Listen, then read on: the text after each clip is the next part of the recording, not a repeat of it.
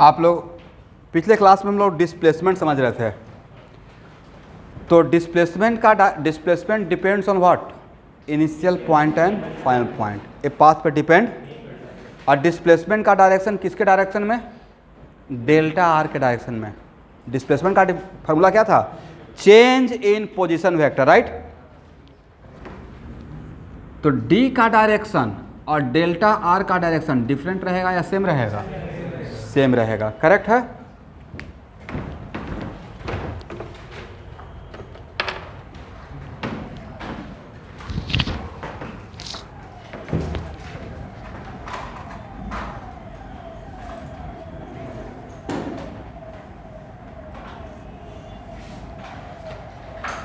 यहां देखिएगा,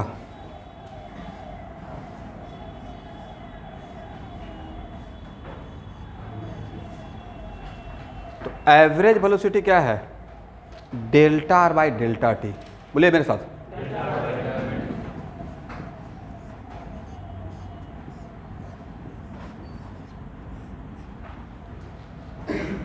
अब now it is very important to note that, अब यहां से फर्स्ट ऑब्जर्वेशन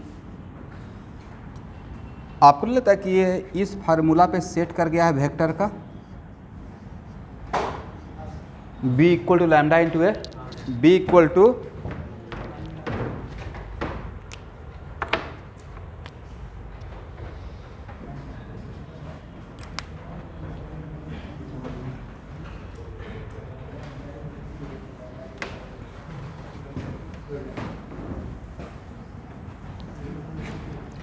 इसका मतलब है कि यहाँ पे जस्ट लाइक डेल्टा आर को 1 बाई लैम्डा टी या स्केलर क्वांटिटी है, तो किसी भी वेक्टर क्वांटिटी को अगर पॉजिटिव स्केलर क्वांटिटी से मल्टीप्लाई करते हैं तो जो न्यू वेक्टर मिलता है उसका डायरेक्शन इस वेक्टर का डायरेक्शन में होगा, राइट। इसका मतलब है कि एक मिनट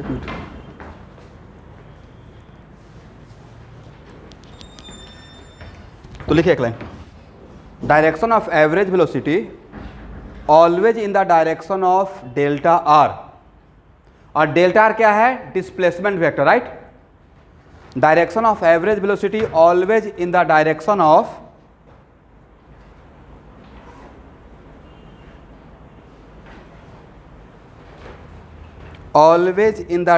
ऑफ डेल्टा आर।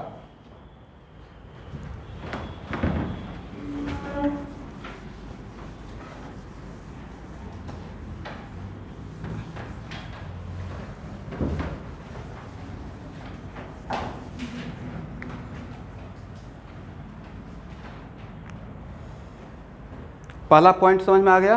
क्या समझ में आया? कि भी एवरेज का डायरेक्शन डेल्टा आर के डायरेक्शन में होगा, पक्का।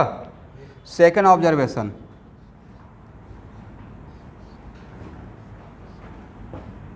क्या आप डेल्टा आर को R2 माइनस R1 लिख सकते हैं? जहाँ पे R2 मेरा क्या है? पार्टिकल का फाइनल पोजीशन, और R1 क्या है? T2 minus T1। R2 किस टाइम का?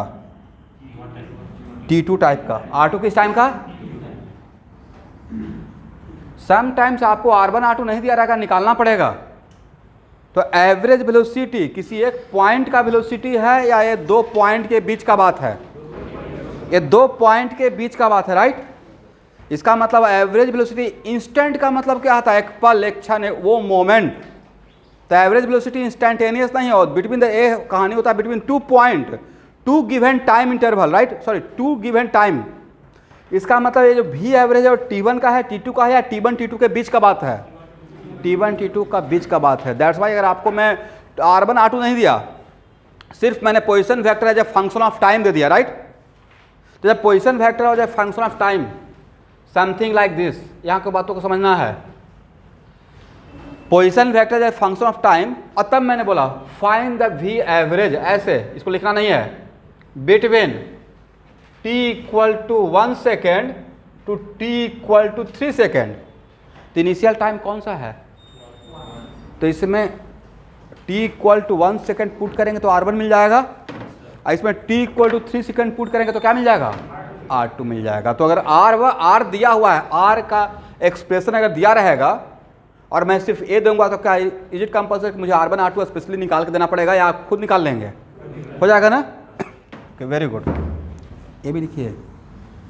और आज के बाद नहीं, कुछ स्टूडेंट से पूछते हैं कि एवरेज वेलोसिटी, यहाँ देखिए तो वो लोग बड़ा कमाल का काम करते हैं, क्योंकि 9th और 10th वाला एवरेज वैल्यू उनको पता रहता है कि x1 और x2 का एवरेज, तो ऐसे करते हैं sir arithmetic progression x1 + x2 divide by, तो कभी भी मैं एवरेज पूछता हूँ ना तो वो क्या काम करते हैं, v1 निकालते हैं और क्या करते हैं और डिवाइड बाई 2।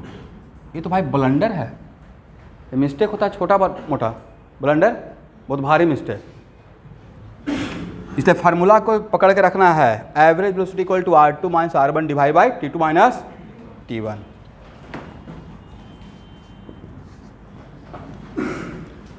अब यहाँ देखेंगे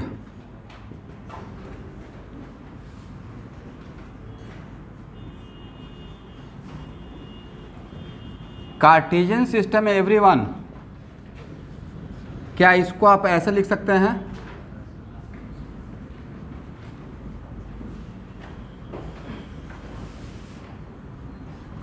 हाँ या ना?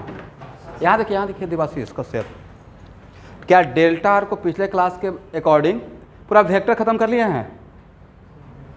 वेक्टर खत्म कर लीजिए, वेक्टर में सब आपको मिलेगा डेल्टा आर। ऐसे पिछले क्लास में मैंने कोशिश किया था कि डेल्टा आर का मतलब ये समझ में आया है, डेल्टा आर इक्वल टू इतना दिन में पूरा ख़त्म कर लेना चाहिए था, जितना भी प्लेलिस्ट है कम से कम वेक्टर का, ठीक है। तो डेल्टा आर इक्वल टू क्या इतना लिख सकते हैं, delta x i plus delta Y J plus delta Z के, करेक्ट?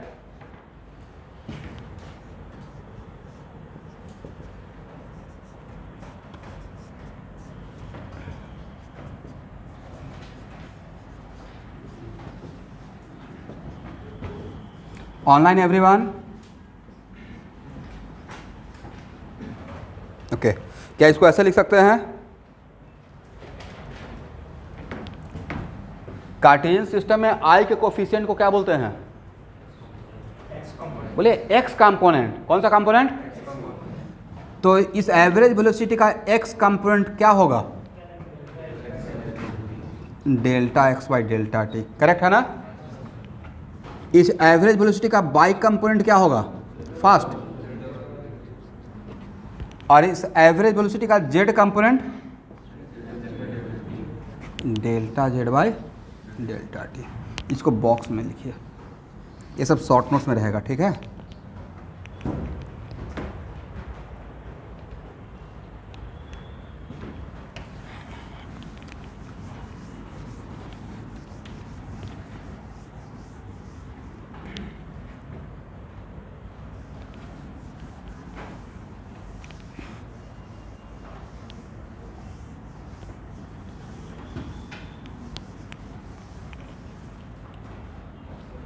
अब यहाँ देखिएगा everyone,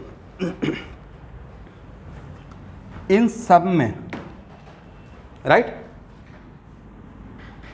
late Z is constant, ये मैंने सपोज किया, ये मेरा फार्मूला बन गया। अब मान लेते हैं कि अगर जेड कांस्टेंट है, इसका मतलब है मोशन 2 डायमेंशनल है, 1 डायमेंशनल, 2 डायमेंशनल और 3 डायमेंशनल, ये डिफाइन किया था ना। तो z is constant with time, तो यहाँ पे z कांस्टेंट है, तो वेलोसिटी का कौन सा कंपोनेंट डैम श्योर 0 होगा? Obviously z component. किसी भी कांस्टेंट क्वांटिटी का डिफरेंस क्या होता है? चेंज 0, नाम ही है कांस्टेंट, तो क्या वो चेंज होगा? तो इनिशियल वैल्यू और फाइनल वैल्यू डिफरेंट रहेगा या सेम रहेगा? सेम रहेगा, तो डेल्टा z क्या हो जाएगा? 0 हो जाएगा। तो यहाँ से बहुत बड़ा कॉन्सेप्ट निकल कर आया। आज के बाद इसका मतलब यह है कि आज के बाद पोजीशन वेक्टर देखकर, अगर आपका यहाँ ध्यान से सब लोग ऐसे बैठिए, सही से बैठिएगा, आज के बाद पोजीशन वेक्टर देखकर आप वहाँ से ही एडवांस बता सकते हैं कि वेलोसिटी का कौन सा कंपोनेंट 0 रहेगा टाइम के साथ, ठीक है? फॉर एग्जांपल लिखिए तो यहाँ पे, देन Vz क्या हो गया? 0 हो गया। तो सिर्फ z के लिए मैंने बोला या हर कंपोनेंट के हर कोऑर्डिनेट के लिए हो जाएगा? देखिए generalize, if any coordinate is constant with time, if any coordinate is constant with time,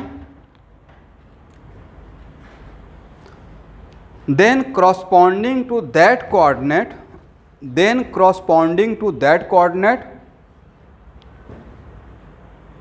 component of velocity vector must be 0. Then component of velocity vector must be 0. If a, फिर से मैं repeat कर रहा हूँ, if any coordinate is constant with time, then corresponding to that coordinate, मतलब z component अगर z coordinate अगर constant है तो उसके करस्पॉन्डिंग कौन सा कंपोनेंट रहेगा, vz. Then corresponding to that component of velocity vector must be equal to 0. Correct है?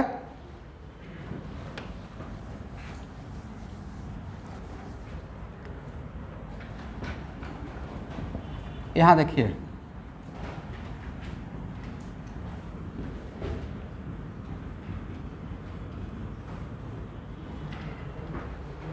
एक मिनट यहां देखिएगा, ये आपका कितना डायमेंशनल मोशन,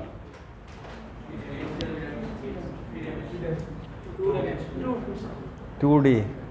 पहला लेक्चर मैंने बोला था सुबह ही, रिवीजन करके आइएगा, बहुत प्यार से समझाए थे भाई, कितना प्यार से पढ़ाया था पहला क्लास. 1D क्या होता है, 2D क्या होता है और 3D क्या होता है, राइट. इसमें कौन कौन सा कोऑर्डिनेट, ये स्पेस में मोशन है या किसी प्लेन में है, और प्लेन है तो कौन सा प्लेन है, ये प्लेनार मोशन है. कौन सा plane, very good, x and z. Z x बोले या एक्स जेड, बात ही की है मोटा मोटी. क्या ये बाई मोशन है, बाई का कोऑर्डिनेट है, बट क्या वो टाइम के साथ चेंज हो रहा है, इसका मतलब it is example of 2 dimensional motion, it is planar motion, और वो मोशन है एक्स जेड मोशन. कौन सा, एक्स जेड. तो यहाँ पे कौन सा कोऑर्डिनेट, ऐसे ही नीट का लेवल का ऑब्जेक्टिव तो यहाँ से ही हो जाएगा. पोजीशन वेक्टर देख के पूछ रहे हैं क्या 3 डायमेंशनल मोशन, 1 डायमेंशनल या 2 dimension, the example of 2 dimensional motion, और कौन सा प्लेन में मोशन, एक्स जेड प्लेन में, राइट.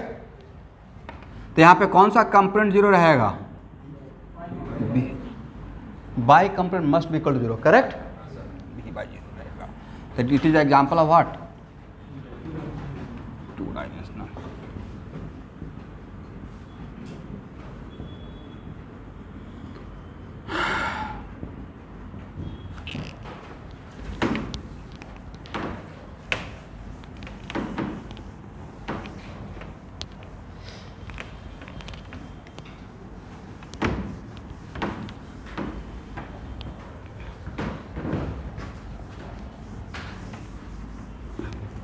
चलिए इसी क्वेश्चन में find average velocity, same question में find average velocity between t equal to 1 second to t equal to 3 second. Find average velocity between t equal to 1 second to t equal to 3 second. 1 second और 3 second के बीच का, right. Solve कीजिए.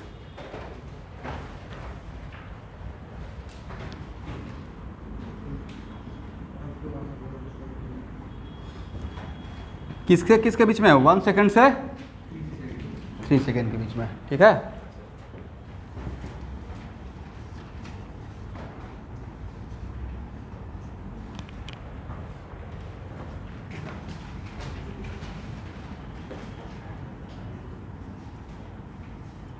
क्या बोले, ये देख लेते हैं.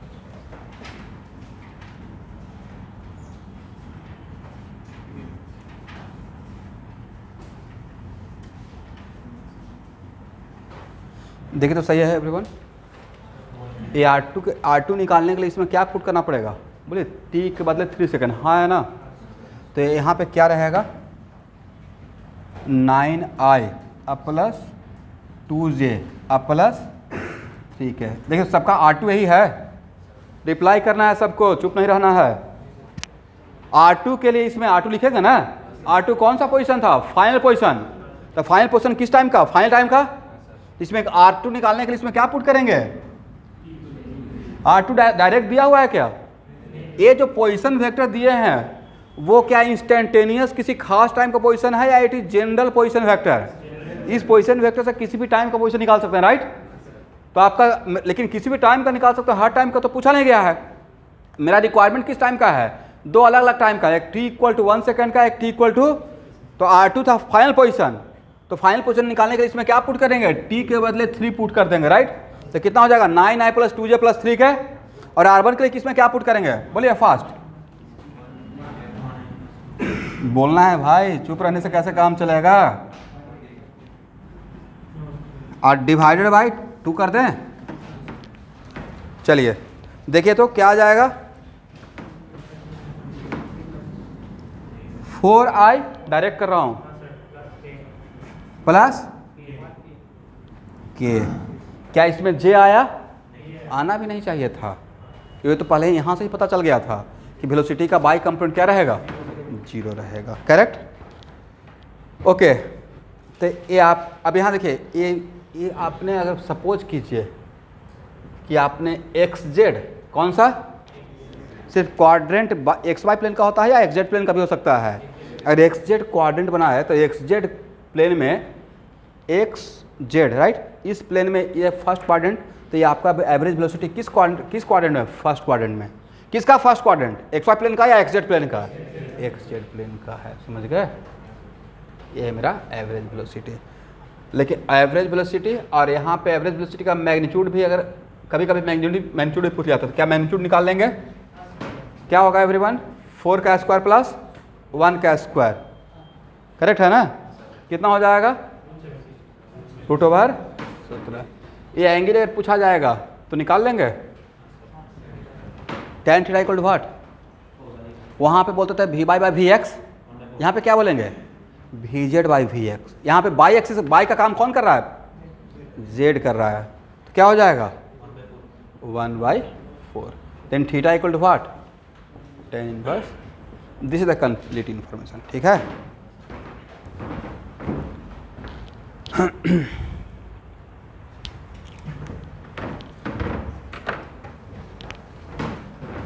इसको हटाएं, इसका मतलब यहां तक तो डैम श्योर है कि पोजीशन वेक्टर देंगे तो आप एटलीस्ट एवरेज वेलोसिटी तो निकाल सकते हैं,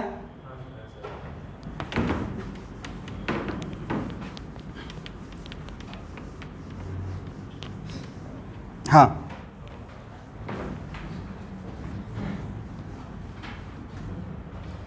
अब हेडिंग बनाइए, इंस्टेंटेनियस वेलोसिटी,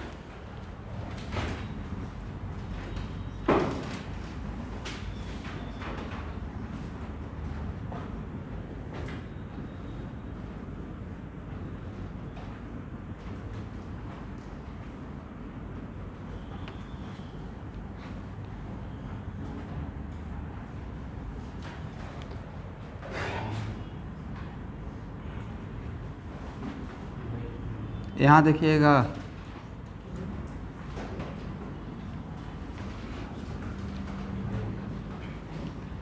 एक किसका था, एवरेज का, और इसमें टाइम गैप क्या था, डेल्टा टी, करेक्ट। यहाँ देखिए, यहाँ देखिए, जो भी बात करेंगे उनका तो फर्स्ट बेंच पे बैठाऊंगा,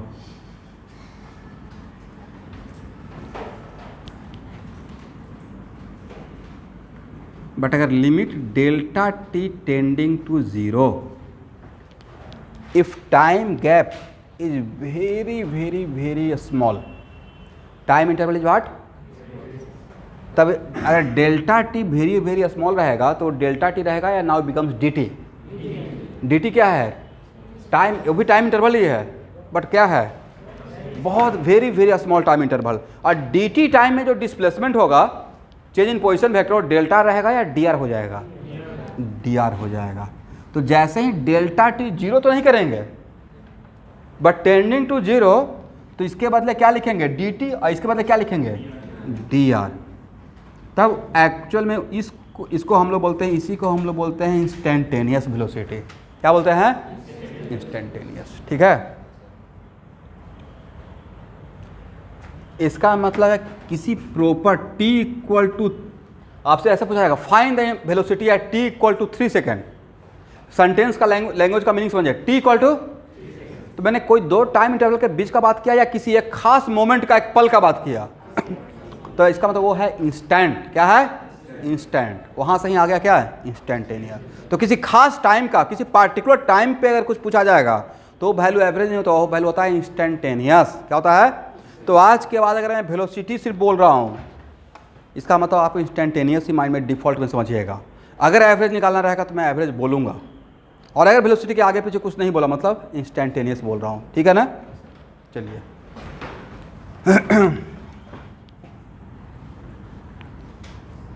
आप पहला इक्वेशन तो ये हो गया, यहाँ तक आइए।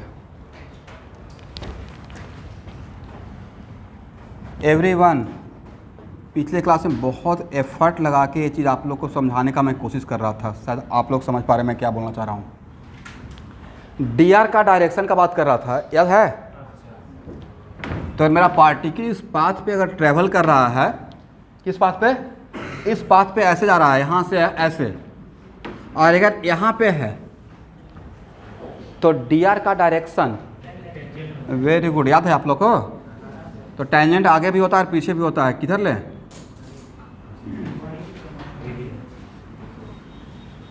जिधर जाते रहेगा, जिधर जाते रहेगा। तो this is the direction of what? D R. और यहाँ पे मैक्सिमम एडवांटेज हम लोग इसका ले रहे हैं, याद है?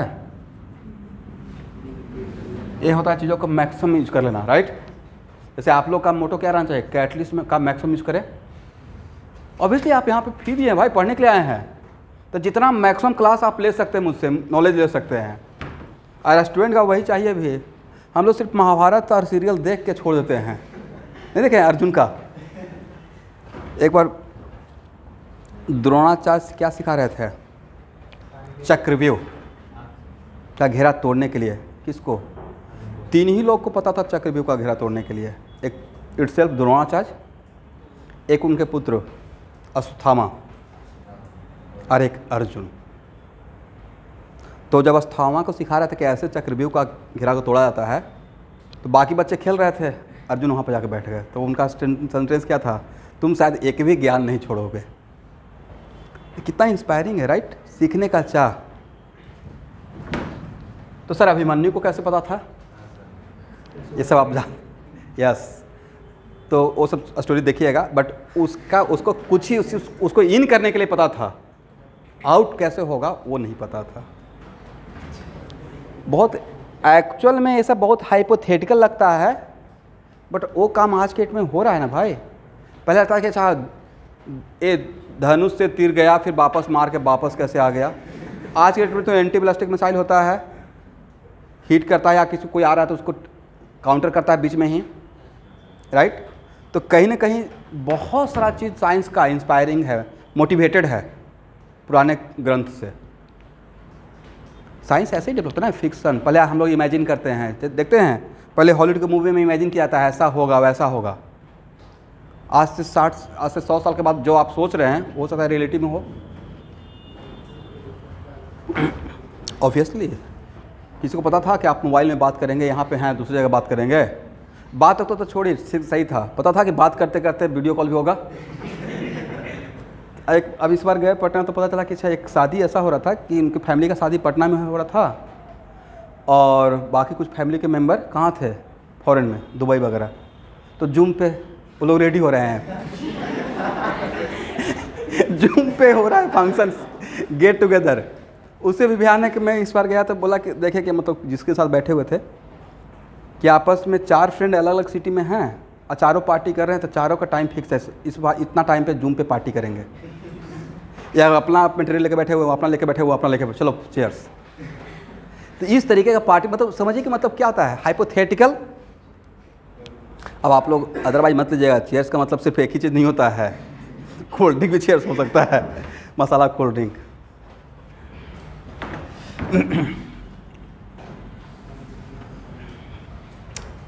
बोलो कॉर्पोरेट सेक्टर के हैं भाई, आप लोग भी जब शिफ्ट कीजिएगा, लाइफ वहाँ है।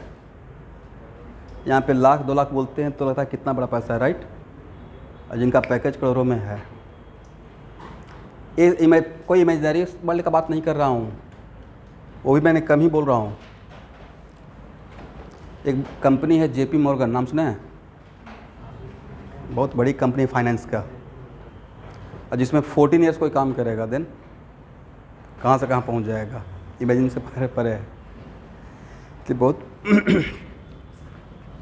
आप किसी भी NIT से ये सबसे मोटिवेटेड रहिए, जो गिव अप करता है उसे नहीं, किसी भी NIT और IIT से पास आउट हो जाइए और मैनेजमेंट कर लीजिए, चाहे XLRI हो या कैट, मतलब कम से कम ये सब जानिए। हम लोग 8th 9th class 10th class होते होते सब जान गए थे। एडवांस होना, मॉडर्न होना इसको भी बोलते हैं, सिर्फ खाने पहनने और देखने से मॉडर्न नहीं होता है, राइट। इंटेलेक्चुअल ये हुआ, 2 कम्बिनेशन हो गया, फिर आपका तो जंप कहीं से कहीं होते रहेगा। फिर आप ये मत सोचिए कि हाँ आप बेरोजगार हैं और गवर्नमेंट जॉब के लिए फॉर्म भर रहे हैं, आप ही भाई चीज़ों को चला रहे हैं indirectly.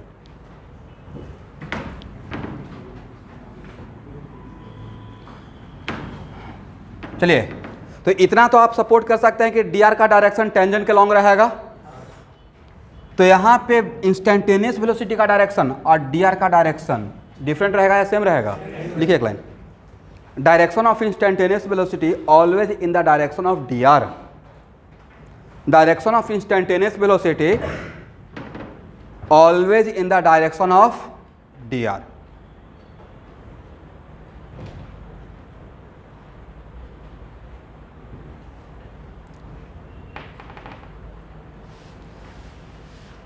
And what is the direction of DR? ये बताने का रिक्वायरमेंट तो नहीं है। Direction of DR is in the direction of tangent at that point, but tangent आगे लें की तरफ या पीछे वाले वो हम लोग देख लेंगे, इधर जा रहा है या इधर जा रहा है, राइट।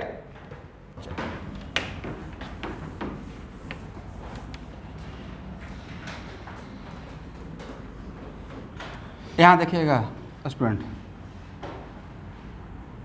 मेरा पार्टिकल एक कोई आर्बिट्ररी पाथ है और मेरा पार्टिकल इस पाथ पे ऐसे यहाँ से यहाँ मूव कर रहा है। यहाँ पे इंस्टेंटेनियस वेलोसिटी डायरेक्शन क्या ऐसा ही है? देखिए तो पॉइंट 1 पे यहाँ पे रहेगा तो कैसे होगा? ऑनलाइन स्टूडेंट सुन पा रहे हैं? यहाँ पे रहेगा तो इसका मतलब अब मैं डैम से हूँ कि एटलीस्ट आप इंस्टेंटेनियस वेलोसिटी का एरो ड्रॉ कर पाएंगे, करेक्ट है ना? चलिए यहाँ तक लिख लीजिए।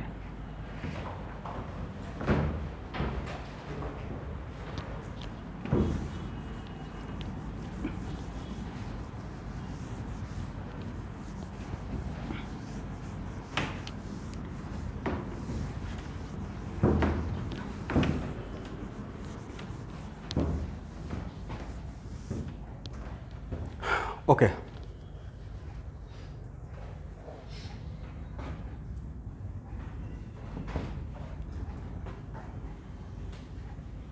पार्टिकल अगर एक सर्कल में मूव कर रहा है और ऐसे मूव कर रहा है, यहाँ पे वेलोसिटी का डायरेक्शन किधर रहेगा? सही है ना? यहाँ पे वेलोसिटी का डायरेक्शन मान लेते हैं कि यहाँ पे V1 बोलते हैं, यहाँ पे V2 बोलते हैं, राइट। यहाँ पे V3 बोलते हैं,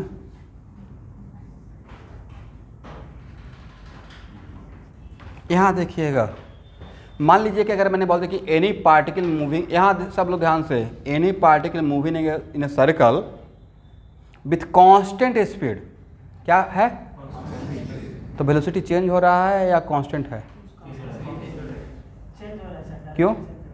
वेरी गुड, वेलोसिटी एक वेक्टर क्वांटिटी है, तो कोई भी वेक्टर क्वांटिटी को इनफॉर्म या कांस्टेंट तब बोलेंगे जब उसका दोनों चीज़ कांस्टेंट रहे, मैग्नीट्यूड भी और।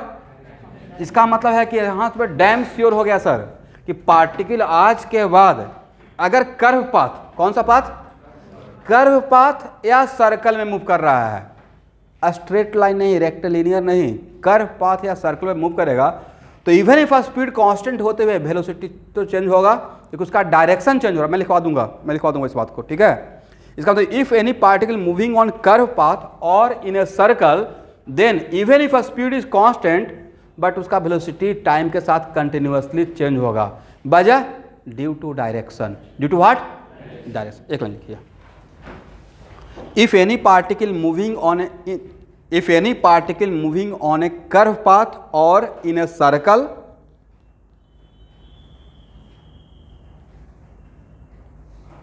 then velocity must be changes with time. Then velocity must be changing with time, even if a speed is constant. Even if a speed is constant.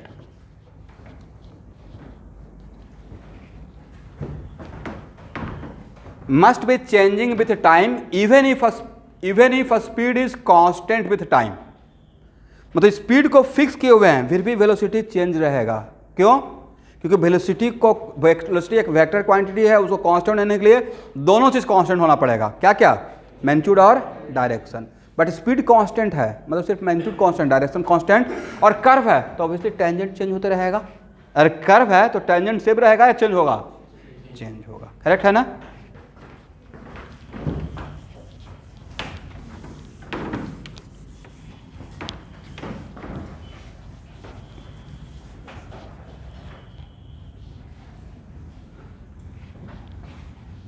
मान लेते हैं कि मेरा एक पाथ ऐसा है, ऐसा भी तो एक पाथ हो सकता है ना. किसी पत्थर को ऐसे फेंक दिए, कैसा बनाएगा? ट्रेजेक्ट्री. ट्रेजेक्ट्री का मतलब क्या? रास्ता. बोलने में स्टैंडर्ड लग रहा है इंग्लिश में. ट्रेजेक्ट्री उसका मतलब क्या होता है? रास्ता, पाथ. ठीक है, दिस इज द ट्रेजेक्ट्री. तो यहाँ पे पार्टिकल है तो उसका वेलोसिटी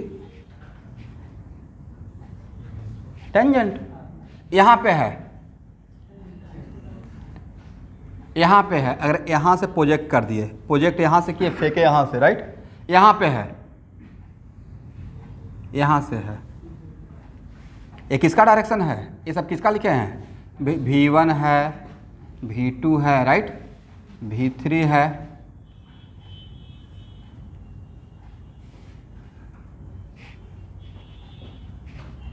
V4 है. हो गया ना? देखिए ये चीज़ यहाँ दिखा दी तो मेरे लिए एक काम हो गया है, क्योंकि आप इसको समझे नहीं, बट एटलीस्ट इतना तो काम हो गया कि प्रोजेक्टाइल मोशन पढ़ाते रहेंगे तो मैं बोलूँगा देखिए पाथ ऐसा है तो यहाँ पर वेलोसिटी, यहाँ इस पॉइंट वेलोसिटी इसके टेंजेंट के लॉन्ग, इस पॉइंट पे वेलोसिटी इसके टेंजेंट, इस पॉइंट पे वेलोसिटी इसके टेंजेंट के लॉन्ग. करेक्ट है ना?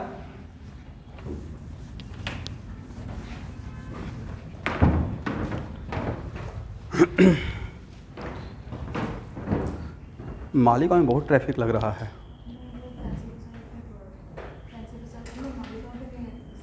उससे पहले ही कंस्ट्रक्शन का बहुत काम चल रहा है. नहीं,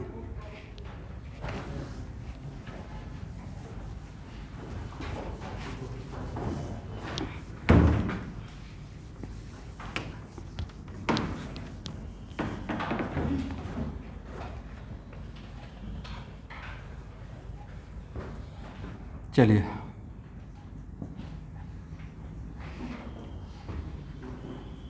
dy/dt. ओके स्टूडेंट, dr के बदले ए लिख सकते हैं? बोला कीजिए भाई, हाँ या नहीं तो ना, दो ही बात बोल सकते हैं ना, चुप हो जाते हैं. अभी क्लास से अगर निकल जाए तब देखिए dxi plus dyj plus dz के dy/dt.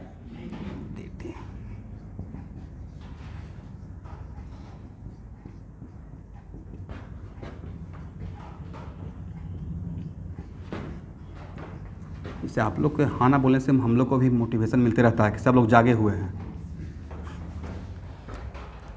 v equal to dx/dt i plus dy/dt j plus dz/dt k. चलिए यहाँ पे i के कोफिशिएंट को क्या बोलेंगे? First x component of velocity vector, right. और अगर इंस्टेंटेनियस नहीं बोल रहे हैं, सिर्फ वेलोसिटी बोल रहे हैं, एवरेज भी नहीं लगा रहा, मतलब इंस्टेंटेनियस ही है, तो इंस्टेंटेनियस वेलोसिटी का x कंपोनेंट के आज के बाद क्या रहेगा?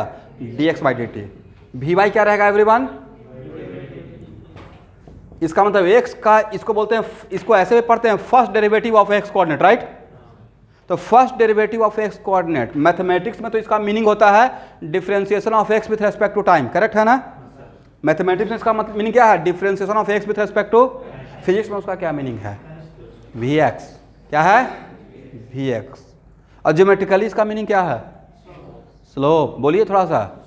स्लोप पढ़े हैं ना मैथमेटिकल टूल, बहुत बढ़िया से प्यार से पढ़ाया गया है, उसको फॉलो भी करना था. एकदम उससे लो लेवल में क्या जा सकते हैं भाई कि एक लाइन खींच रहे हैं, इसका यहाँ से इंटरसेक्ट करेगा, आगे इधर जाएंगे राइट में, राइट। तो बच्चों को इसे तो हाथ पकड़ के सिखाते हैं लोग, राइट जाना है और ऐसे एंटी क्लॉकवाइज टर्न करना है, इस लाइन तक आना है, इसका थीटा जो मिलेगा इसके tan के वैल्यू को बोलते हैं स्लोप, राइट। यहाँ से कहानियाँ स्टार्ट हुआ है, इसे लो तो नहीं जा सकता था। तो चलिए अब इस सबको हम लोग बाद में देखेंगे। इसका मतलब x कोऑर्डिनेट का फर्स्ट डेरिवेटिव क्या देता है, vx। इसको ऐसे भी तो बोल सकते हैं, in the graph of x versus time. एक मिनट रुकिए, इन द ग्राफ ऑफ किसका versus, x versus time. x versus time का इसका ज्योमेट्रिकल मीनिंग होता है स्लोप। इसका ज्योमेट्रिकल मीनिंग क्या, इसका मतलब है कि आगे चलकर जब पढ़ेंगे, इसको अभी लिखिएगा नहीं, x वर्सेस t का ग्राफ दे दिया और यहाँ पे मैंने पूछा कि यहाँ पे इंस्टेंटेनियस, इसे यहाँ पे vx का साइन बताना है, बस साइन, वैल्यू नहीं, प्लस है या माइनस है। तो क्या करना है, स्लोप निकालिए। और इस पॉइंट पे स्लोप निकाल सकते हैं, लाइन खींचिएगा टेंजेंट, तो स्लोप निगेटिव या पॉजिटिव, तो स्लोप पॉजिटिव है, तो स्लोप का मतलब आपने dx बाई dt बता दिया, और dx बाई dt बताने का मतलब आप vx का साइन बता दिया, राइट। तो ये हो गया क्या क्या, एक होता ना जैसे हम लोग क्या करते हैं क्लासिक और पॉप का फ्यूजन, राइट। ऐसे ही फ्यूजन हो गया मैथमेटिक्स और फिजिक्स और ग्राफ का, राइट, तीनों का एक साथ।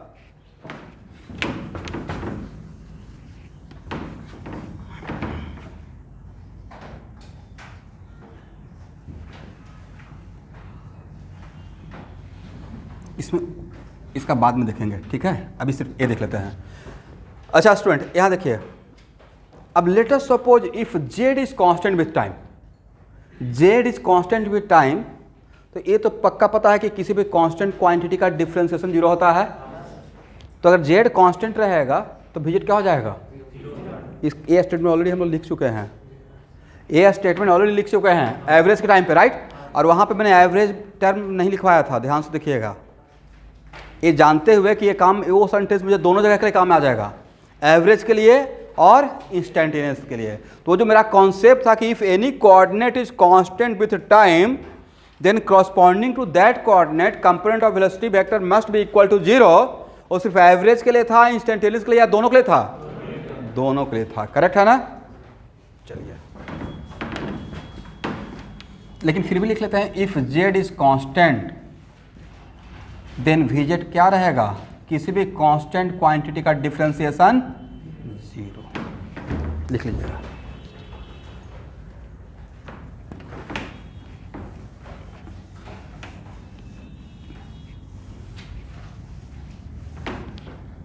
हो गया।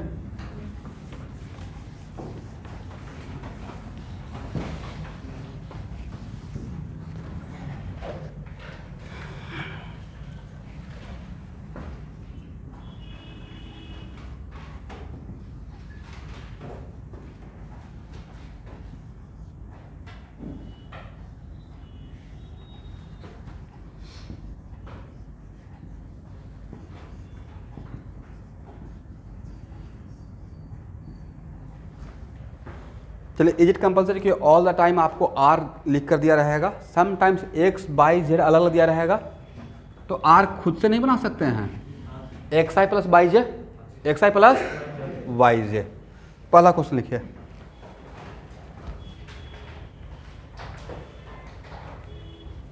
Find trajectory of particle. ये मैथमेटिकल टूल में लिया हुआ question, find out trajectory of particle. Trajectory का मतलब पाथ, उसमें क्या मैथमेटिकल टूल में पढ़ाए हैं, how can we find out the trajectory of the particle, बोलिए। मेहनत करना पड़ेगा फिजिक्स में, ट्रैजेक्टरी निकालने के लिए मैं कुछ तो पढ़ाया होगा, जो पढ़ाए हैं वही बोलना है।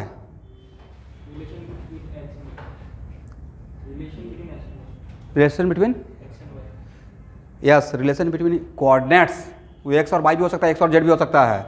रिलेशन बिटवीन द, उसी का नाम है लोकस, उसी का नाम क्या है, relation between the coordinates bye eliminating other variable like time. तो अगर यहाँ पे मैंने बोला कि find out the trajectory of the particle, तो आपको किसके बीच में रिलेशन निकालना है, एक्स और वाई, और किसको एलिमिनेट करना है, टाइम को। Right, by applying common sense. हाँ, मतलब एक्चुअल में ये कोई नहीं बताया कैसे करना है, वो आपको बताना है कैसे करना है। बट टारगेट क्या है यहाँ पे, हाउ मेनी वेरिएबल, 6 नहीं भाई, 3 वेरिएबल है, एक्स वाई और टी। ये तो फंक्शन का नाम है साइन, बट वेरिएबल कितना है, 3 है। तो पहला क्वेश्चन क्या था, find out the trajectory of the particle. Second लिखिए, find out instantaneous velocity and location at t equal to 0 second, comma t equal to pi by 2 second, comma t equal to pi second, comma t equal to 3 pi by 2 second।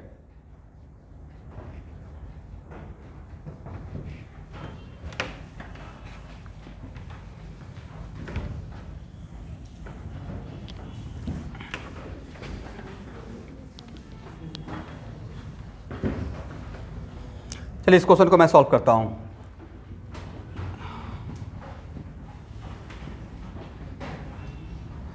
यहां देखिए student, अब आप लोग मुझे help कीजिए, मुझे x और Y के बीच में रिलेशन निकालना है, टाइम हटाना है, क्या करना चाहिए?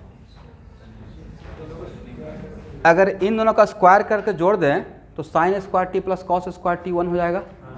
और मेरा पर्पस क्या था, डिवाइड करने से क्या टी हट पाएगा, tan टी हो जाएगा ना, तो tan टी में टी तो रह गया। पर्पस क्या है, मेन की पॉइंट है, आपको एक लाइन का कॉन्सेप्ट लगा होगा, बहुत बड़ा कॉन्सेप्ट है। For finding the trajectory of the particle, relationship किसके बीच में रहना चाहिए, कोऑर्डिनेट के बीच में, by limiting other variable like time. आज 043 से गणेश गोरी का भाई 10 साल में या 5 साल में एक ही बार रोड बनेगा, राइट? या कोई फ्लाईओवर बना तो पिछले अगला 20 साल के लिए 50 साल के लिए हो गया। मंडे हो रहा है, ट्यूसडे हो रहा है, वेडनेसडे, टाइम जा रहा है लेकिन पाथ वही है, right? This is the reason कि हम लोग ऐसा बोलते हैं, relation between the coordinates, location के बीच में रिलेशन निकालना है by limiting other variable like time. तो अगर हम लोग स्क्वायर करके ऐड कर दें, squaring this and this, x square plus y square, तो क्या हो जाएगा, 2 का स्क्वायर कॉमन ले लेंगे, sine square t plus cos square t, समझ गए? और sine square t plus cos square t becomes what, x square plus y square equal to 2 का स्क्वायर। मैथमेटिकल टूल में ये तो पक्का पढ़ाया होगा, this is equation of what, circle. इसका center x minus x not का स्क्वायर, यही था ना standard equation of circle, a square. तो यहाँ पे एक्स नॉट और वाई नॉट का काम कौन कर रहा है, 0 0 है। क्या है इसका मतलब है कि पार्टिकल आपका, जिस पार्टिकल का आपने एक्स और वाई कोऑर्डिनेट बताया, वो पार्टिकल आपका कहाँ पे मूव कर रहा है, सर्कल के पेरीफेरी पे। आज के बाद याद रखिएगा, this is the equation of what, circle. ठीक है, ये सर्कल का इक्वेशन होता है। और ये सब बातें मैथमेटिकल टूल में पढ़ाया हुआ है, वहाँ पे फॉलो करना पड़ेगा। ठीक है, देखिए आप लोग अगर मुझे पकड़ना चाहते हैं तो प्लीज़ जितना भी आपका पीछे का प्लेलिस्ट फाइल शेयर किया हूँ, ये कोई पूछने वाला बात नहीं है। अब तो एकदम जितना 10 दिन टाइम मिला था, एग्जाम चल रहा था क्या स्कूल का, तो अब आपके अंदर वो कैपेबिलिटी होना चाहिए कि आप मुझे पकड़ लीजिए। टीचर कितना पीछे भागते रहेगा, कैरियर आपका है, तो 1 महीना के अंदर मुझे पकड़ लीजिए, सारा कवर करके 1.5 मंथ के अंदर पकड़ लीजिए, सब कवर करते हुए हो जाएगा।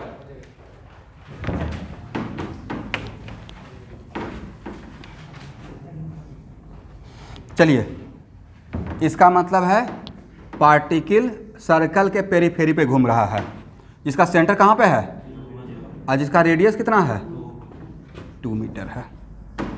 सेकंड क्वेश्चन क्या था, instantaneous velocity and position. Instantaneous velocity and, 2 अलग अलग चीज निकालना था। आर के लिए क्या लिख सकते हैं, x i plus y j everyone,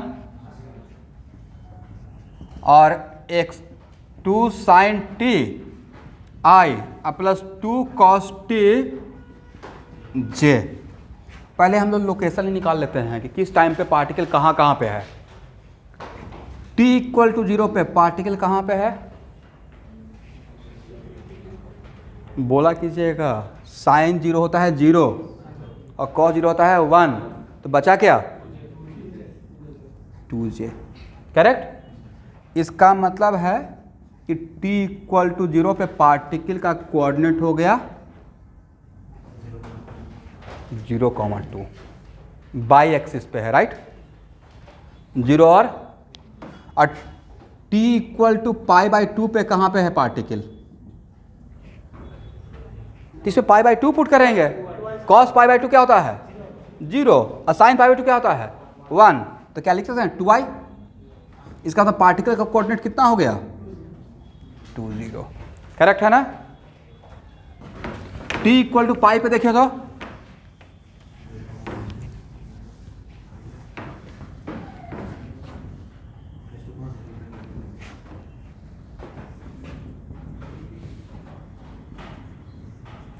कितना लिखे हैं, बोलिए फास्ट। -2j मतलब कोऑर्डिनेट वाइज क्या हो गया 0 -2, राइट। और t इक्वल टू 3π/2 पे पार्टिकल कहाँ है, तो साइन 3π/2 होता है -1, राइट। और cos 3π/2 0 -2i। ये हो गया वेयर, राइट, लोकेशन। इसका मतलब पार्टिकल t इक्वल टू 0 पे यहाँ पे था 0 और 2, अब t इक्वल टू π/2 पे यहाँ था 2 and 0,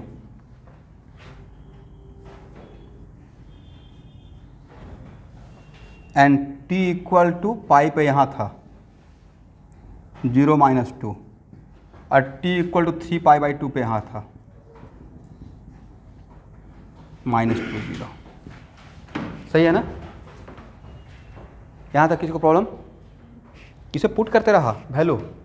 करेक्ट। इसमें पार्टिकल दो चीज़ यहाँ से निकल के आ गया, पार्टिकल सर्कल में घूम रहा है, सर्कल में कैसे, इक्वेशन सर्कल का था, और सर्कल में घूम रहा है और इस टाइम पे यहाँ पे है। लेकिन अब इसमें एक नेक्स्ट क्वेश्चन कि पार्टिकल सर्कल में तो घूम रहा है, बट सर्कल में घूमने का दो तरीका कौन कौन सा, बोलिए क्लॉकवाइज या एंटी क्लॉकवाइज। तो इसमें एक और क्वेश्चन ऐड कर लीजिए, also find the direction of movement of particle, it is clockwise और एंटी क्लॉकवाइज। इसको एक क्वेश्चन के फॉर्मेट में लिख लीजिएगा, also find out direction of movement of particle, it is clockwise और एंटी क्लॉकवाइज।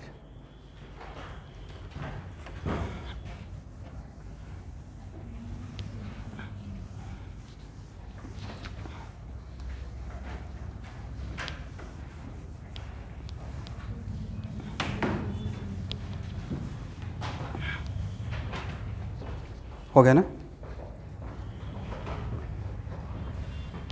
यहाँ देखिए,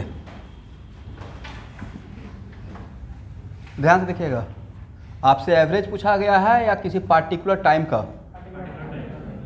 तो पार्टिकुलर टाइम के वेलोसिटी को क्या बोलेंगे, इंस्टेंटेनियस।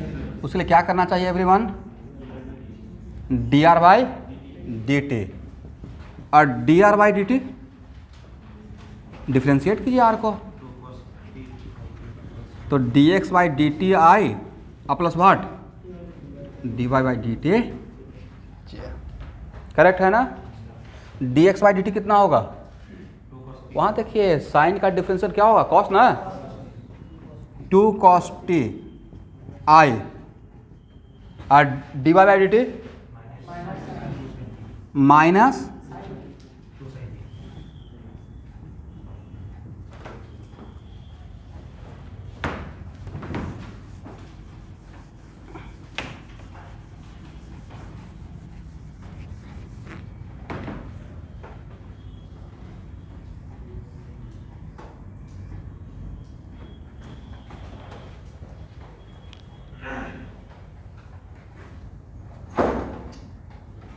यहाँ तक हो गया। चलिए स्टूडेंट, आपका वेलोसिटी यहाँ देखिए, तो ऑब्वियसली आपका वेलोसिटी वेरिएबल है क्योंकि इसमें टाइम वेरिएबल है। यहाँ पे वेलोसिटी कांस्टेंट है या वेरिएबल है। Next question, what about velocity का मैग्नीट्यूड, कैसे,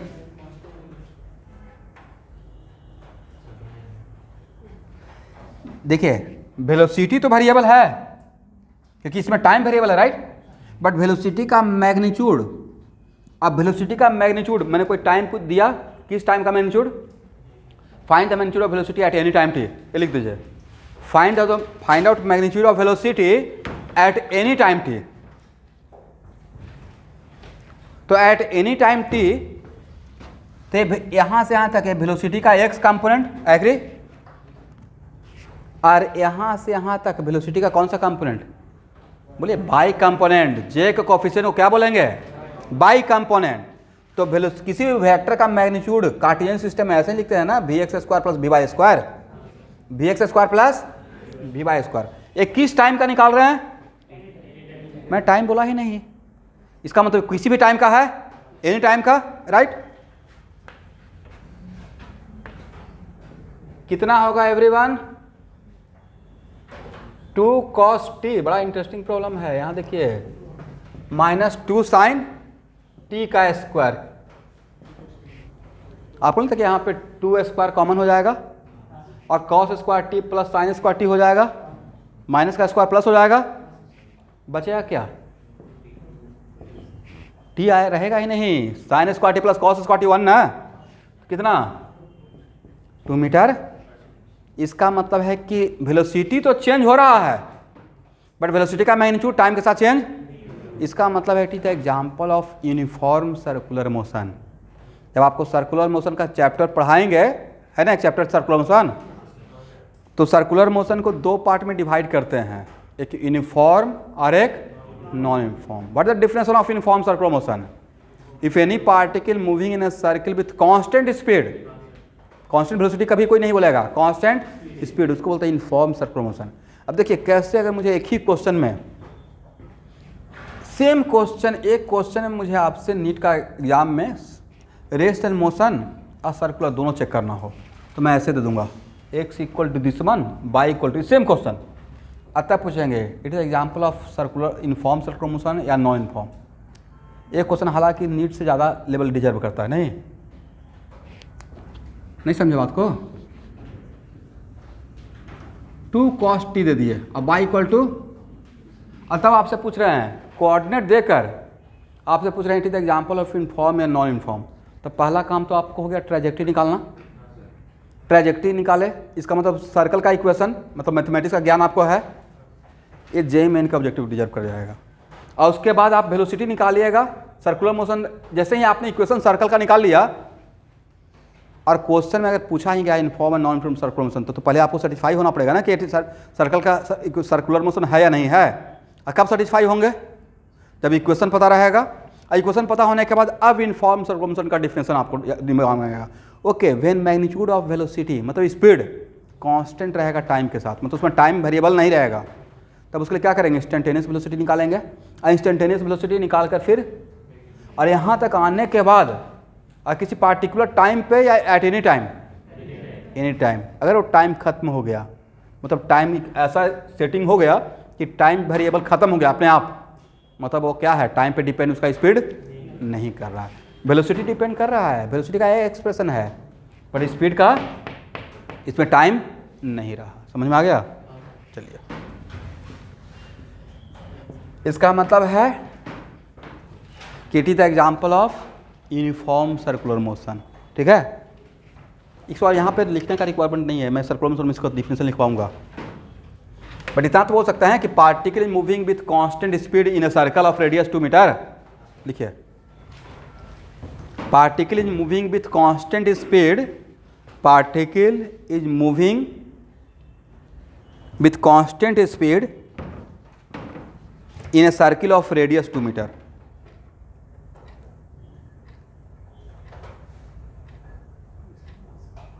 In a circle of radius 2 meter.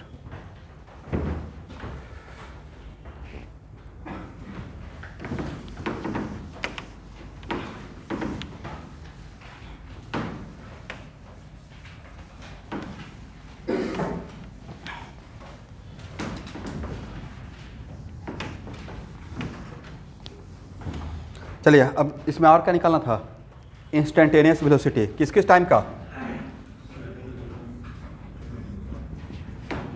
Instantaneous velocity का आपके पास एक्सप्रेशन है, बोलिए क्या होगा। इंस्टेंटेनियस वेलोसिटी के लिए इसमें टी पुट करेंगे, टी इक्वल 0 पुट कीजिए, कितना आया 2i मीटर पर सेकेंड। फिर t इक्वल टू π/2 पुट कीजिए, fast everyone -2j। t equal to put कीजिए पाई, क्या आएगा -2i। फिर t इक्वल टू पुट कीजिए 3π/2, तब क्या आएगा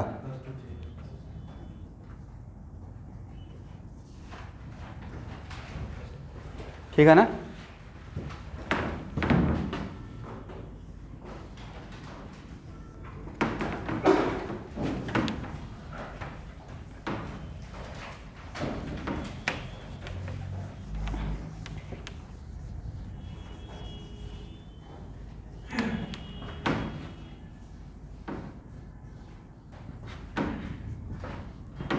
अच्छा स्टूडेंट, इसमें मैंने जेड दिया था, जेड नहीं दिया तो खुद से क्या सोचिएगा, जेड नहीं देंगे तो खुद से जेड इक्वल 0 सोचिएगा।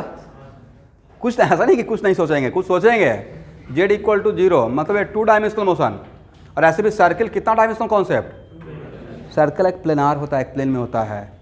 इट पॉसिबल कि सर्कल एक सर्कल 2 डिफरेंट प्लेन में रहेगा, नहीं है। और t इक्वल 0 पे पार्टिकल कहाँ पे था, देखना पड़ेगा ना, ये कहाँ था, यहाँ पे था, राइट। और t इक्वल 0 पे कैसे जा रहा, इसका वेलोसिटी का डायरेक्शन क्या था, अलोंग पॉजिटिव एक्स एक्सिस। क्या था, यहाँ पे टेंजेंट है ना भाई, ये तो पता है कि सर्कल में घूम रहा है। इंस्टेंटेनियस वेलोसिटी के लिए उस पाथ पे टेंजेंट ड्रॉ करेंगे। टेंजेंट यहाँ देखना है, ऑनलाइन स्टूडेंट सब लोग सुन पा रहे हैं, आगे की तरफ रखें या पीछे की तरफ रखें, इसका मतलब इसको हटाएंगे, बोलिए क्यों, क्योंकि है +2i, क्या है, यस। और एक किस टाइम का है वेलोसिटी, t इक्वल टू 0 का। t इक्वल टू π/2 पे पार्टिकल कहाँ पे था, और उसका वेलोसिटी -2। बट यहाँ का मैग्नीट्यूड और यहाँ का मैग्नीट्यूड डिफरेंट है, सेम है, सेम है, that's why length of arrow मैंने सेम रखा, करेक्ट। यहाँ पे देखिए तो सही है, ऐसे दिखाना, और यहाँ पे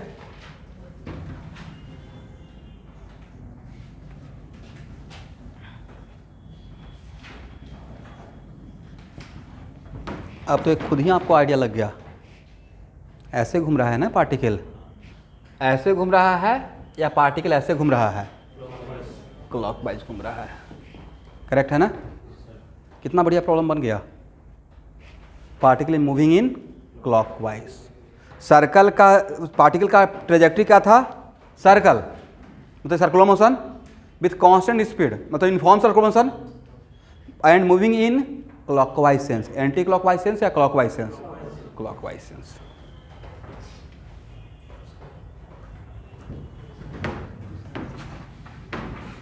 अच्छा ये बताइए, पार्टिकल अगर ऐसे मूव करेगा क्लॉकवाइज में, तो पार्टिकल जब यहाँ पे रहेगा तो उसका किधर रहेगा, इधर या इधर, बताइए।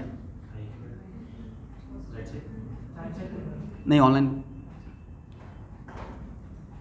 और अगर क्लॉकवाइज घूम रहा है तो पार्टिकल अगर यहाँ पे है तो टेंजेंट ए वाला वेलोसिटी दिखाएं या ए वाला, ऊपर है नीचे। तो आपने तो खुद का आंसर, खुद का क्वेश्चन खुद ही आंसर दे दिया, हो गया ना आंसर। अब हाँ ना बोल देना है भाई, नहीं आंसर हो गया, राइट।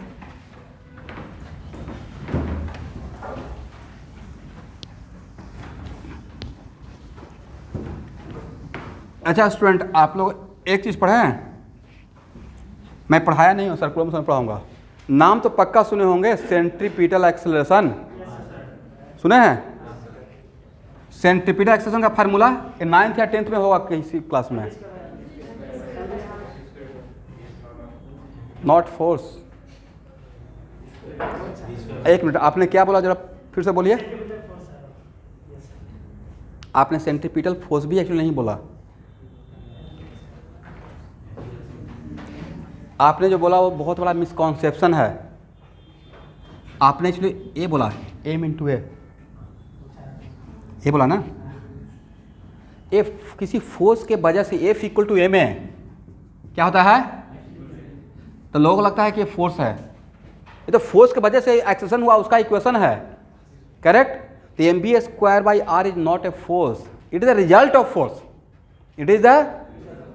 तो ये बहुत बड़ा मिसकॉन्सेप्शन है कि दिस सेंट्रीपिटल फोर्स, जैसे आपने बोल दिया, राइट, मैंने बात को पकड़ लिया। ये टीचर भी क्या करते हैं, बातों को कैच करते रहते हैं, कहाँ पे आप गलत सोच रहे हैं, राइट। तो ये बहुत बड़ा ये भी मिसकॉन्सेप्शन है कि M B square by R is a centripetal force, it is the result of it is the what, effect of centripetal force. Force कोई और है, मान लेते हैं कि कोई पार्टिकल घूम रहा था, यहाँ पे न्यूक्लियस है और कोई इलेक्ट्रॉन मूव कर रहा है, तो उसमें जो अट्रैक्शन का कूलम फोर्स लगा, कौन सा फोर्स? वो जो कूलम का फोर्स लगा है, जो 1/4π Q1 Q2 by r square, तो this Coulombic force equal to what, m B square by r, f equal to m a. Force कोई और था, उसका इफेक्ट एम ए था, right. It is not a force, it is result of force, ठीक है।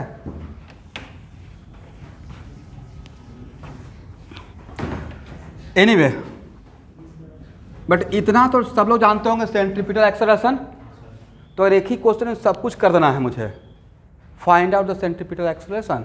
ये भी तो पूछ सकते हैं, मेरा राइट बनता है वी स्क्वायर बाई आर। अगर ये पता चल गया कि सर्कुलर मोशन है तो centripetal acceleration equal to V square by, जहाँ पे वी क्या है, स्पीड। स्पीड आपका वेरिएबल है या कांस्टेंट है? कांस्टेंट है, और वो कांस्टेंट बिल्कुल तो पता है 2, और रेडियस भी तो निकाल चुके हैं, कितना? इसी क्वेश्चन में भी आ गया। इतना तो सबको पता होगा, हालांकि this is not the perfect place for this centripetal acceleration, but at least हम लोग पहले से इतना जानते हैं, और नहीं जानते हैं तो जानना चाहिए था।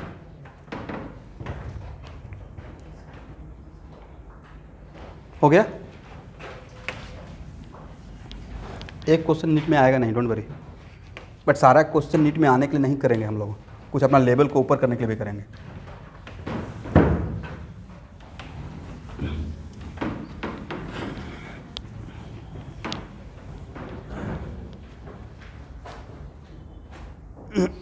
चलिए नेक्स्ट एग्जांपल।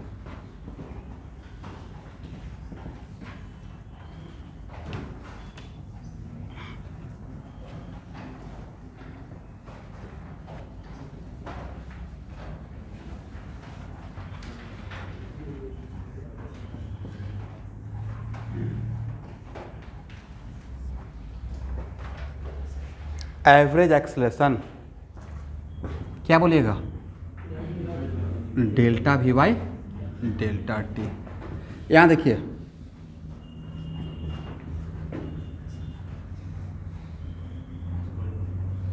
पहला कॉन्सेप्ट यहाँ से बोलिए, ऐसे इसको तोड़ कर लिखने का क्या सेंस रहा होगा मेरा? एवरेज एक्सेलरेशन का डायरेक्शन चेंज इन वेलोसिटी के डायरेक्शन में, वेलोसिटी नहीं, आसमान जमीन का डिफरेंस है। एवरेज एक्सेलरेशन का डायरेक्शन चेंज इन वेलोसिटी के डायरेक्शन में होगा। लिख लीजिए, direction of average acceleration, direction of average acceleration always in the direction of, always in the direction of change of velocity vector।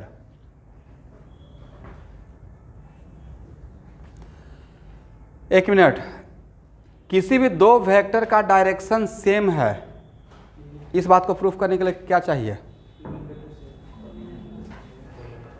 Yes, दोनों का क्या सेम होना चाहिए? Unit vector, correct. किसी भी दो वेक्टर का सेम होने का कंडीशन क्या था? कि उसका डायरेक्शन भी सेम हो और मैग्नीट्यूड भी। बट सिर्फ अगर ये पूछा गया है कि given two vector having the same direction, तो व्हाट द क्राइटेरिया और कंडीशन? तो अगर इसका डायरेक्शन और इसका अगर इसका डायरेक्शन और इसका डायरेक्शन अगर सेम है, किसका? इसका डायरेक्शन सेम है, तो इसका जो यूनिट वेक्टर रहेगा और इसका जो यूनिट वेक्टर रहेगा डिफरेंट रहेगा या सेम रहेगा? सेम रहेगा। फॉर एग्जाम्पल, क्या दो वेक्टर का डायरेक्शन सेम होने के लिए क्या दो वेक्टर सेम होना कंपलसरी है? For example v equal to 2 metre per second I, इसका डायरेक्शन बोलिए along positive X axis, right. क्या देखकर आपने बोल दिया? प्लस आई, क्या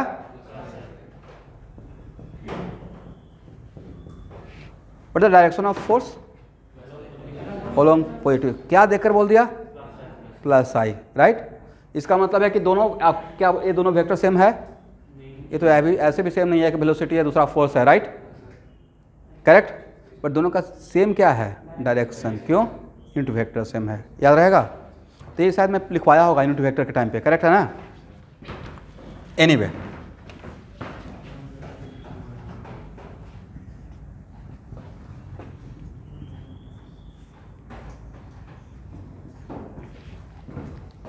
अब फिर से क्लास टच सब कुछ सही रहेगा तो क्लास, ऐसे तो क्लास ज़्यादा हो ही रहा है, बट 15 तारीख बाद फिर से बहुत ज़्यादा क्लास हो जाएगा, इसलिए मेंटली रेडी रहिएगा। मैग्नेटिक फील्ड भी तो हो रहा था, क्या भूल गए, नहीं याद है, इन्फाइनिटली लॉन्ग वायर की वजह से मैग्नेटिक फील्ड का फॉर्मूला क्या था, म्यू नॉट आई बाई 2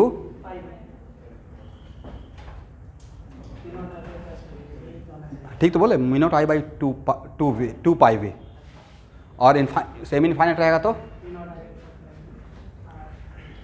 सही बोल रहे हैं, घबराने की बात नहीं है, और फाइनाइट रहेगा तो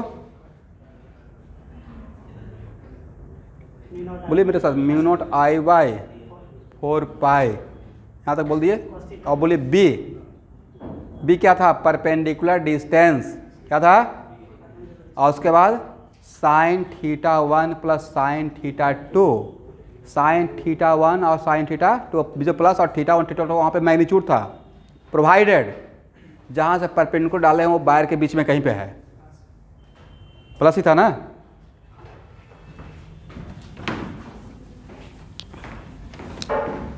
चलिए ये सब शॉर्ट नोट्स बनाते रहिएगा साथ साथ, बाद में टाइम नहीं मिलेगा।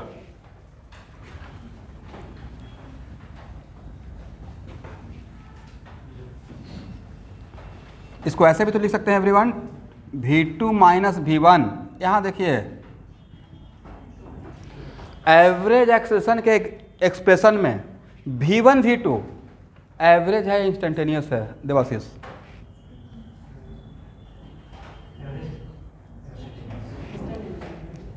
ये एवरेज है, V2 एट T2, बोले मेरे साथ, वेलोसिटी एट टाइम T2, तो किसी खास टाइम का बात करते हैं, बिटवीन 2 टाइम, ए V2 किसी 2 टाइम के बीच का है या T2 का है, तो एक किसी खास मोमेंट का बोलिएगा तो इंस्टेंटेनियस रहेगा ना, राइट, ये एवरेज है, बट यहाँ पे V1 V2 क्या है, इंस्टेंटेनियस है। इसका मतलब without knowing the expression of instantaneous velocity can be find out average acceleration, नहीं फाइंड आउट कर सकते हैं, करेक्ट है ना। और V1 किस टाइम का है, दिस इज वे, फार्मूला पे ऐसे रुकते हैं, फार्मूला सिर्फ लिखते नहीं, फार्मूला पे रुक कर प्रॉपर देखना है कि इसमें क्या क्या है। फर्स्ट टाइम अगर ऐसे आपने कर लिया मतलब आपको फार्मूला समझ में आ गया, फार्मूला को डिकोड करना पड़ता है, फार्मूला के अंदर हाँ ऐसे ऐसे हो रहा है, करेक्ट है। इसका मतलब यहाँ पे लिख लीजिए V1 and V2 are instantaneous velocity, V1 and V2 are instantaneous velocity किस टाइम का, at T1 and T2 respectively, right.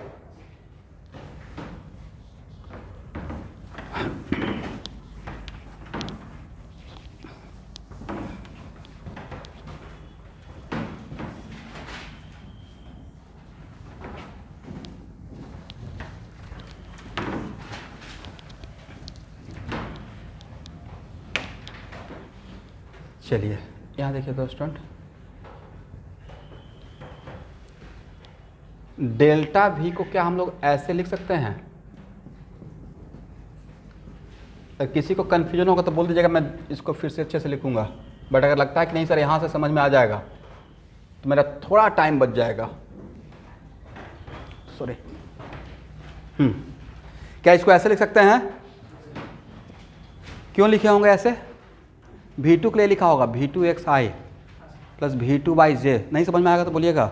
क्या इसको ऐसे लिख सकते हैं, समझ में आया, okay. Delta Vx by delta T I, delta Vy by delta T J plus delta V Z by delta T K. इस एवरेज एक्सेशन का एक्स कंपोनेंट क्या है? Delta V X by delta T, और average acceleration का Y component delta V Y by delta T, और average acceleration का Z component इसको box में कीजिए first.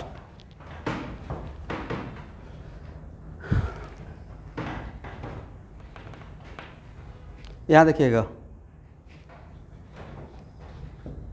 Late V Z is constant. मान लीजिए, मतलब मैं वी जेड जीरो नहीं बोल रहा हूं, क्या बोल रहे हैं? कांस्टेंट। ये तो वेलोसिटी, इंस्टेंटेनियस वेलोसिटी का एक्सप्रेशन तो पता चल जाएगा। फॉर एग्जांपल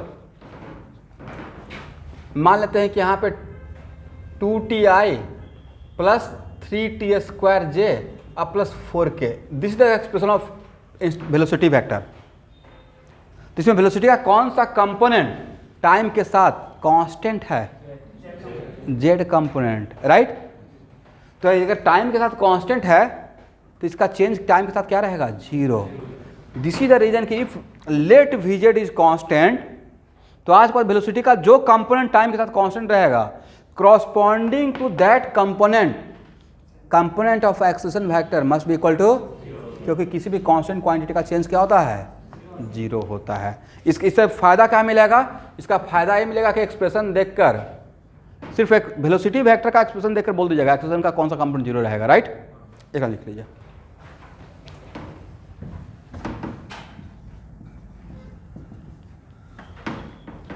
इसको मैं जनरलाइज कर रहा हूं, और ये स्टेटमेंट मेरा एवरेज और इंस्टेंटेनियस दोनों के लिए रहेगा, ठीक है।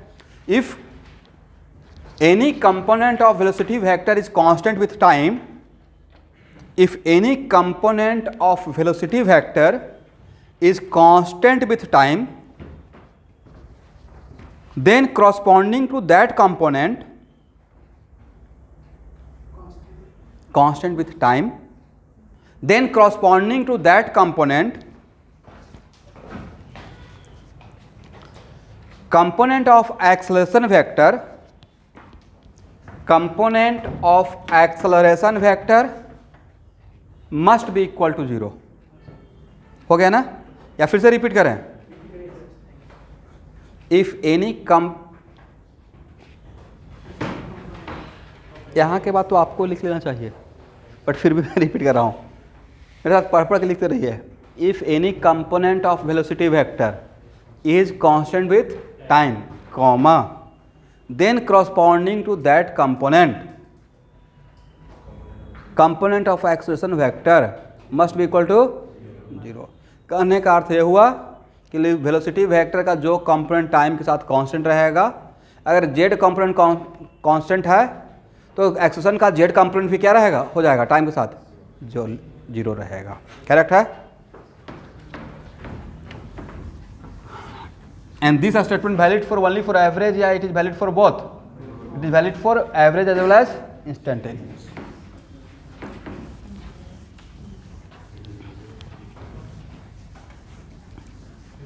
हो जाएगा ना everyone?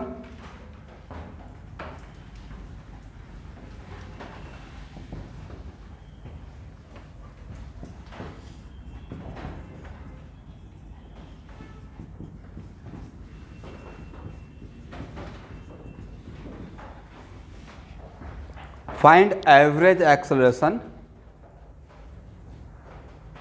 Find out average acceleration between t equal to 1 second to t equal to 4 second. Find out average acceleration between t equal to 1 second to t equal to 4 second.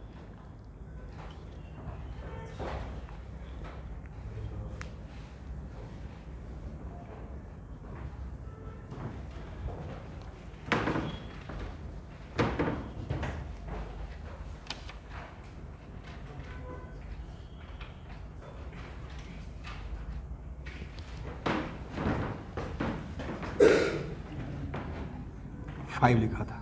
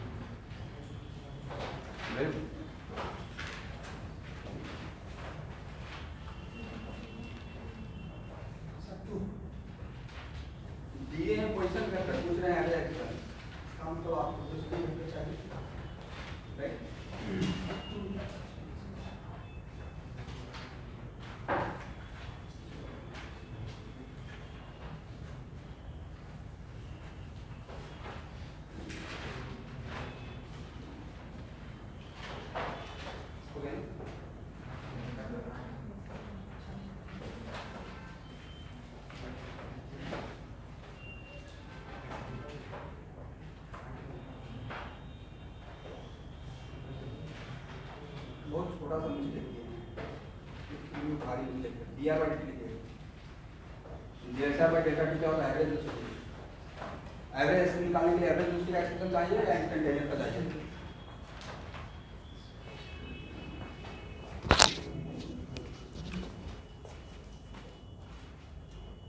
ठीक है, देखिए यहाँ देखिएगा। अब आप टीचर का रिक्वायरमेंट क्या था कि वो चाह रहे थे कि आपको आर दे रहे हैं और एवरेज एक्सप्रेशन पूछे हैं। तो सबसे पहले स्टूडेंट सॉल्व, किसी प्रॉब्लम में सॉल्व करने का तरीका होता है, मुझे सॉल्व क्या करना है, रिक्वायरमेंट क्या है, ओके मुझे सॉल्व करना है, ऐसे कीजिएगा तब क्वेश्चन बन जाएगा। निकालना है एवरेज एक्सप्रेशन, तो एवरेज एक्सप्रेशन के लिए आप सब फार्मूला लिखना है, एटलीस्ट वो हैबिट डेवलप कीजिए। ये लिखिएगा, यहाँ से आपको रिक्वायरमेंट आपको पता चल गया। ओके, अगर मुझे V1 और V2 पता चल जाए, अरे है instantaneous velocity at T1 and, तब मेरा काम बन जाएगा। बट V1 V2 तो V तो दिया हुआ है ही नहीं, लेकिन V नहीं है, इसका मतलब मुझे आपको V यहाँ पे क्या है निकालना पड़ेगा, बट आपको दिया तो हूँ R। ओके, तो R से अब V पे आना पड़ेगा, और कौन सा V पे आना पड़ेगा? इंस्टेंटेनियस V पे। इसका मतलब यहाँ से टीचर का काम क्या था, वो माइंड सोच रहे थे कि नहीं मुझे इंस्टेंटेनियस वेलोसिटी आपसे निकलवा लेना है, तो उन्हें क्वेश्चन सेट किया एवरेज का, इसमें दोनों काम हो गया एक साथ। तो यहाँ पे भी इंस्टेंटेनियस के लिए क्या करेंगे, पोजीशन वेक्टर को first time one time differentiate करेंगे with respect to time, dr by dt। इसको डिफरेंशिएट कीजिएगा तो क्या लिखिएगा, बोलिए 2ti। इसको डिफरेंशिएट करेंगे तो 4j, और कांस्टेंट क्वांटिटी का डिफरेंस तो ऐसे ही 0 हो गया, राइट। अब ये आपका हो गया इंस्टेंटेनियस वेलोसिटी। अब यहाँ पे क्या आप दोनों जो T1 और T2, यहाँ पर T1 क्या था 1 सेकेंड ना, तो क्या t इक्वल टू 1 सेकेंड पे नहीं निकाल लेंगे, इसे पुट करेंगे वैल्यू 1, राइट। कितना हो जाएगा 2i प्लस 4j, और क्या t इक्वल टू 4 सेकेंड पे निकाल लेंगे, कितना होगा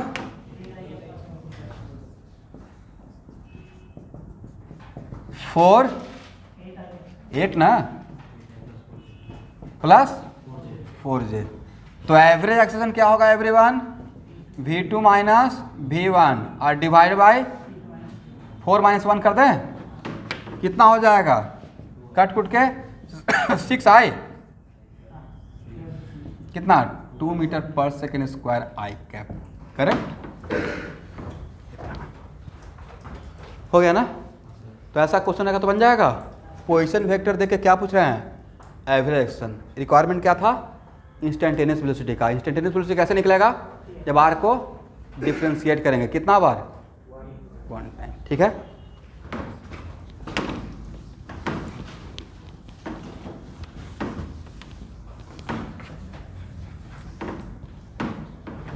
चलिए इसको हटाया जाए, हो गया ना।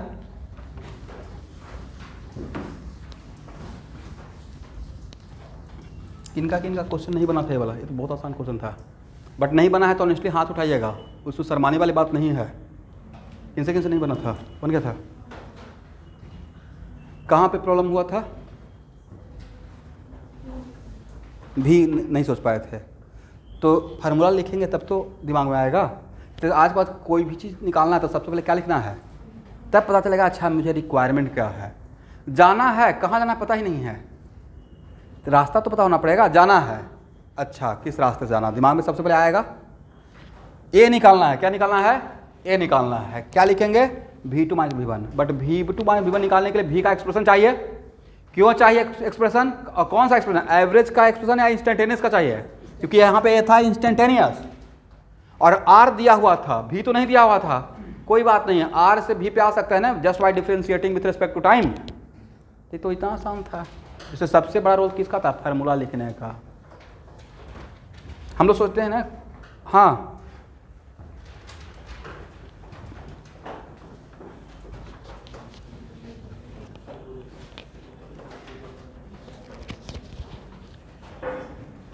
ये भाई बहुत बड़ा ब्लंडर रहेगा। एवरेज एक्सप्रेशन के लिए मैंने कभी ये बोला, किसी भी बुक में है,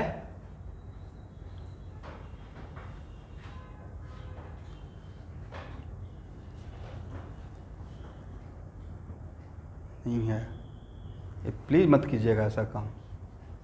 एवरेज एक्सेलरेशन के लिए मैंने वेलोसिटी का मैग्नीट्यूड का टर्म के बाद क्या है, v2 velocity vector, vector not magnitude. बोले मेरे साथ।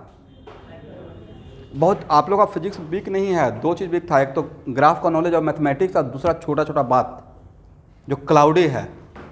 और उसके सबसे पहला वजह में जो दिखाई पड़ता है कि आप लोग सोचते हैं डायरेक्ट आंसर पे आ जाए, फार्मूला लिखना ही नहीं चाहते हैं, कोशिश करते हैं स्किप कर जाए। भाई फार्मूला टीचर का साइकोलॉजी ये है कि फार्मूला बार बार लिखिए, उसे इतना बार लिखिए कि फार्मूला आपको याद हो जाए लिखते लिखते।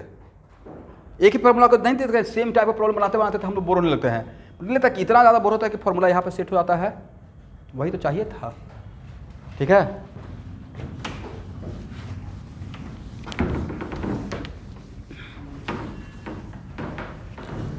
ओके तो सिर्फ हेडिंग बना के छोड़ दीजिए, इंस्टेंटेनियस एक्सेलरेशन। इंस्टेंट से इंस्टेंटेनियस एक्सेलरेशन। और